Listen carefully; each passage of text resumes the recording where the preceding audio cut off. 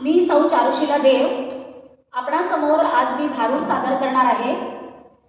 आता बघा, भारूड या शब्दाचा अर्थ म्हणजे काय? बहुरूढ।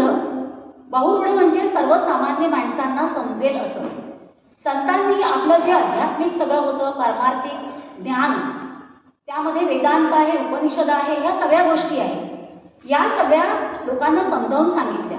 संस्कृतामधलं ज्ञान आपल्याला माहिती आहे, ज्ञानेश्वरांपासून त्यांनी मराठीत आणलं आणि सर्वसामान्य जनतेला समजेल अशा भाषेमध्ये त्यांनी सांगितलं। परंतु ते सुद्धा ज्ञान असं होतं की जे शिक्षित लोक होते, म्हणजे जो शिकलेला समाज आहे, जे लिहू वाचू शकत होते, त्यांनाच ते समजत।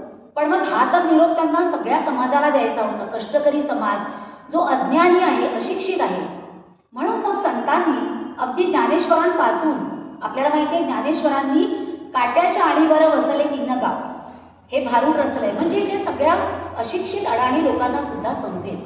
असेच आज मी जे निवडलं आहे समर्थांचं, जे त्या लोकांच्या भाषेमध्ये सासूसुनांची भांडणं असतील, त्यानंतर आंबा, नंतर गारुडी, खेळणी विकणारा, अशा सर्व स्वरूपांमध्ये त्यांनी ही भारुडं रचली आहे। तेव्हा आणि ही भारुडं सादर करत असतात ते लोकांमध्ये जाऊन, दिवसभर कष्ट केल्यानंतर करमणुकीचं साधन, करमणूक आणि त्यांच्यामध्ये त्यांचं प्रबोधन, या दोन्ही गोष्टी या भारुडामधून आपण सादर करत असतो आणि ते लोकांपर्यंत पोचवत असतात। तेव्हा आजचं निवडलेलं जे भारूड आहे ते समर्थांचं आहे। समर्थ म्हणतात की अरे माणसा, तुम्ही सावध व्हा। सावधान सावधान